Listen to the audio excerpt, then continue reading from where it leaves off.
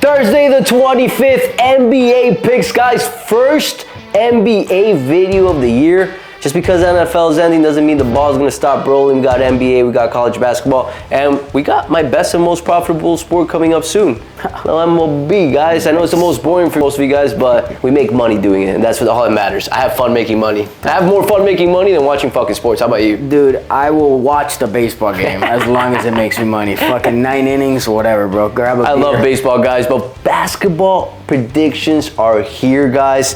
Got 2 games for today, 2 big games.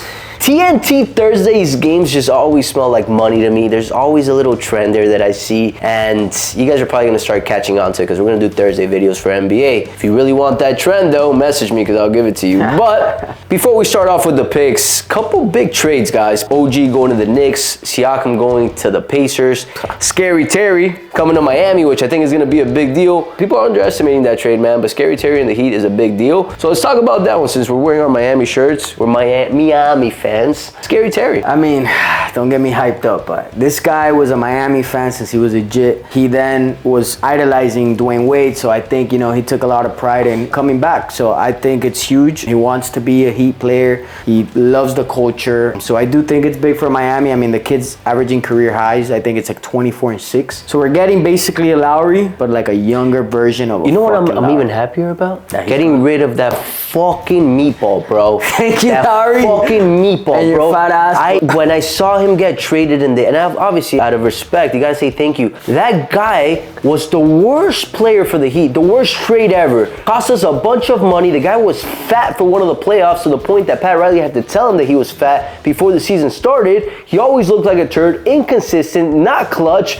Fuck you. I'm glad you're gone, man. You should retire. You were a great player in Toronto, but you're just not meant for the key moments. You didn't win it in Toronto in the playoffs. Every time him and DeMar played LeBron or anybody, they choked, even when they were the best. Kawhi had to come and save his ass. I agree, man. I agree. Bro, I had to get that off my fucking chest. Fuck you, Kyle Lowry. That's like the hate I have for the Dolphins. Dude, yes, man. That meatball pissed me off so much watching him play, bro. He was so inconsistent, and we just gave him shot after shot. Getting paid fucking 20, 30, bro, what 30 million a year, which I thought was a mistake ever since I saw it. He was, on the back end of his career. I mean, he looked good sometimes, but like you said, the inconsistency. Not for the money we're paying him, man. Scary Terry's gonna be better. I mean, I think we were wasting Butler's prime years. I mean, prime. He's already past the prime, so we got to do it now. And I think this trade. They traded for him because of that friendship that Kyle and Jimmy have. Oh, of course. But it just never clicked. Scary Terry might not be as defensive-oriented minded. He's not. I wouldn't say he's as good as Kyle Lowry, but honestly, anybody's better than Kyle Lowry's fucking fat-ass, old-ass. So,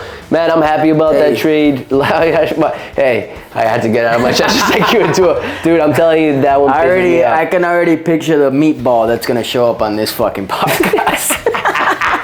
Whatever. Hey, let's talk about OG to the Knicks, man. Oh, man. OG to the Knicks. The Knicks. I love that trade so much, man, because those guys are dogs. Once Mitchell Robinson's come back, that team's going to be dangerous. So I hate the Knicks, but I think it's a really good trade. I think it makes them really, really deep, and they're going to be a good team. Do I think they win the East? No chance. But it does make them better. I think it's a team that's making moves. Knicks is a hard franchise to please, like as far as the fans. The fans are always talking shit. So I'm sure they're happy. But they're one of the most real fans too. As much as they're fake, they care so much. When I went to Madison Square Garden, they're all there, huh? Sold out. Bro, from start to beginning, unlike the fucking Heat that they show up at halftime and leave in the middle of the third.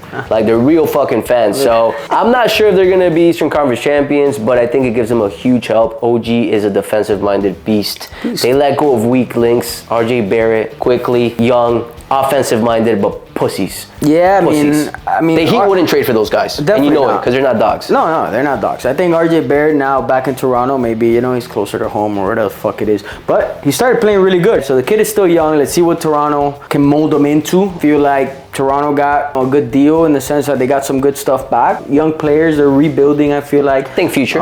Yeah, they just got rid of what's his name to the Pacers. Siakam. So that's another big trade. They got 3 first-rounders.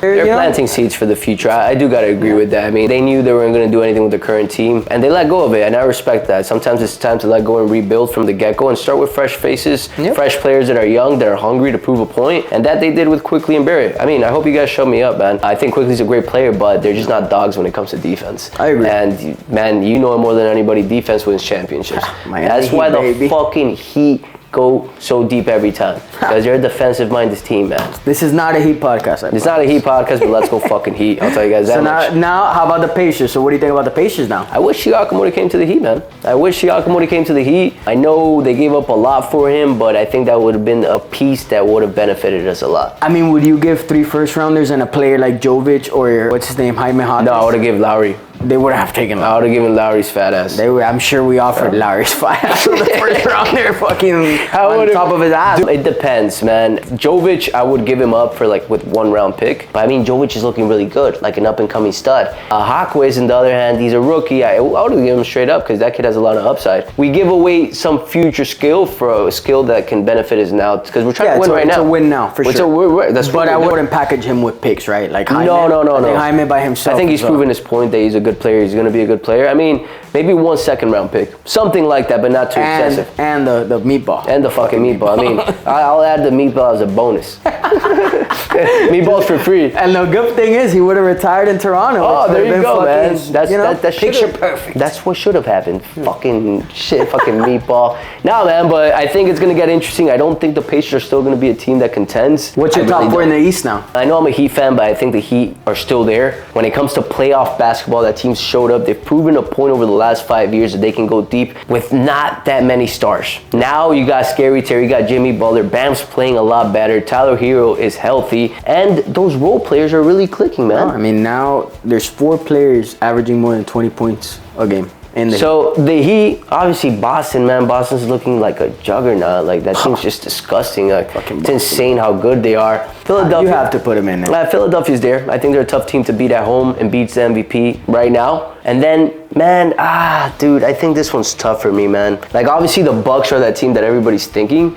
Do I have full faith in them this year? Probably gonna have to put them in my top 4, but I think a very even one to that team is the Cleveland Cavaliers. Okay. They're not healthy, yet they're balling. That's a very defensive-minded team. You know it more than anybody. I love defense. Defense wins championships. They're missing Garland. They're missing Mobley. I know they got destroyed last year against the Knicks, but they're a different team this year. They got a bunch of fucking three-point shooters that have been lights out. They got Matt Strus. They got Niang from Philadelphia. They got this kid from BYU that just came in, Miller, whatever his name is. Put up mad points last time. Like they're shooting really well. Donovan Mitchell can control the ball. Allen, Mobley can. Bro, they're a deep team. They're a deep team. They just need to play together. But Cleveland's a scary team, man. Yep. No, I agree. I think, Boston first for me. Philly's right there. I'd put Bucks just because they have Damian Lillard. Yeah, right? Like you have to put them. Then, I put Miami 4th. I don't think they're top team right now. I mean, look, I'll put it this way, bro. I'd take Miami out for Cleveland right now. And I know that's crazy. But I'm cool with that. I think I'd take Miami out over Cleveland. Cleveland is looking legit. I mean, if you're going off the way teams are playing right now, I don't think Miami's playing good basketball yet. No, and I think based off also upside, just the Cavs have been so injured and they're still pulling up. I want them to do good in the playoff, man. I think last season, like everybody was waiting for them to make a little deep run, especially go through the Knicks. 100%. And they just kind of didn't deliver. Yeah, and I think Donovan Mitchell's a player that he needs to prove a point, and he's going to make that happen. I'm a believer in Donovan. I would love him in the Heat. No, and sometimes I think he's a little bitch, but I would love him. I do think Donovan is kind of at that point that, like, okay, we got to win with the Cleveland Cavaliers, or like, I'm going to get the fuck out of here. Yep. I really think he's at that point. Like, man. Yeah, I think it's a big year for them. Those are my top 4 teams. Heat, I'd put 5. But let's get to the picks, guys. Let's get to the picks. I love tonight's games, guys. I think they're big-time games. I'm staying tuned to my Instagram. I'll be at the Heat game versus Boston. But that's not a pick, guys. You guys know I don't take my favorite teams because I invest, I don't gamble. So I'm going to start off with the first one. My first pick of the night. And this is a gimme, and I'm going to break it down why. New York Knicks plus 2.5 at home against Denver Nuggets. Right against the champion. Now, a couple things here, man. Knicks have been playing really well at home. OG just came in, defensive-minded team. They're playing well. Now, 5th game in a row on the road for the Nuggets. Historically, teams get fatigued when they're on the road for so many nights in a row. Now, this is the 5th one. I think it's the last one before they go home, or the semi-last one. And I see them just being tired, and the Knicks coming in, the team that's championship. 2.5 is a line that I feel like Vegas is laying it up for everybody to take Denver at a short money line, and the Knicks are going to win that game, guys. But taking plus 2.5 just for the safety, that's my pick number 1. Now, introducing a new guy that's going to take place for the NBA, because he knows NBA. So we're going to give him a shot. As always, guys, if this guy fucks it up, he won't be in this show. All right. So first and foremost, paper track my plays. Don't put money on these yet. Not yet. But that being said, we're going to start this show with something exciting. It's Boston, Miami tonight. We're going Miami plus 7. I think that spread is huge. I think Miami covers, man. I thought we said we don't bet favorite teams. You said that. That's your rules. You're the professional. Fuck that. So, Gambler, investor. Gambler, investor. Gambler, investor. And wait till it fucking cashes. We're going to go 3-0. 3-0 on our first show. That'd be fucking money season. So, let's fucking do it. All right, so Knicks, we got Heat. Last play, guys. Golden State Warriors +2 at home against the Kings. They haven't played since the 15th due to their assistant coach dying. Rest in peace, brother. But I think this is a game where they're going to come motivated. They're going to play for him. They're rested. They're prepared. Yep. And they're at home.